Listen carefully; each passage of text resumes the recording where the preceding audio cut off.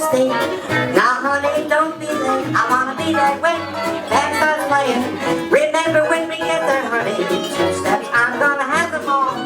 Dance of both our shoes when they play those shallow blues. Tomorrow night at the Darktown Brothers Bar.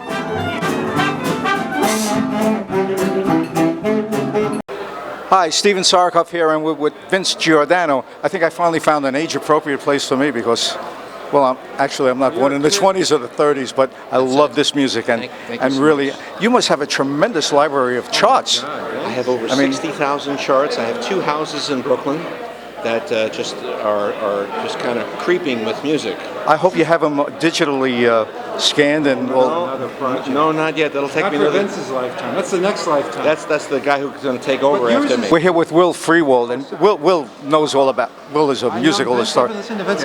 You've had the Nighthawks for 40 years now, 40 right? years now. So those 60,000 arrangements. Yes. Going from 1900 and 1890. I mean, way early. 1890 to about 1950. Oh my God! We've got some later. I remember when Jenny Mancini came and you played Moon River. That's right. Awesome. Yes, we have a lot of great music out there. The Great American Songbook.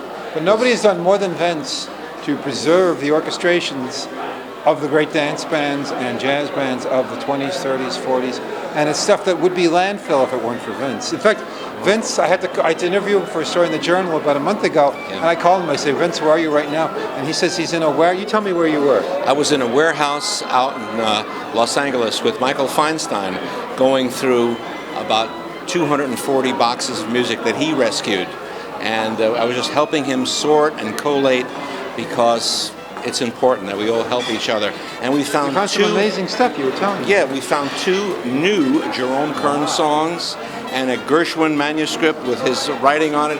We were yelling, and you know, you must have passed out with joy. It was an amazing. They had to time. revive you. They had to bring out the smelling salts. Actual Gershwin's own hand. Yes, it was.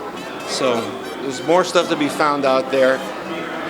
You got to keep preserving it and keeping it out there. And here it is, 75 years since Gershwin died, and they're still finding stuff. It's Could you incredible. imagine how much he would have been able to write if he had the computer the way they do it nowadays? Or if he had lived another 2 He had to have a years. special stand built for him where he could write. It was very tedious, and if he wanted to hear it, he had to hire a whole orchestra and bring him in the studio to hear how the charts sounded. Sure. That's right. We kind of got gypped.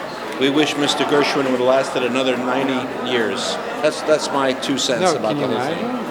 If he had lived as long as his brother, his brother died in 1983. That's it. He never was devoid of melody. He woke up every morning with melody in his head. He did all that stuff before he was 38. Amazing. And Bix died before he was 28. You were just saying. 28 he died. And Mr. Will Friedwald, who is championing the Great American Songbook, the great classic jazz. For sure. And it's so amazing to have someone in our corner like you. Thank you so much. Thank you for keeping the stuff alive. So I have something to write about. And we're semi-live here from the IGUANA. Yes. You know, it reminds me of the old days when they used to have the big bands in the hotels. Yes. And they used to have a 15-minute broadcast on CBS.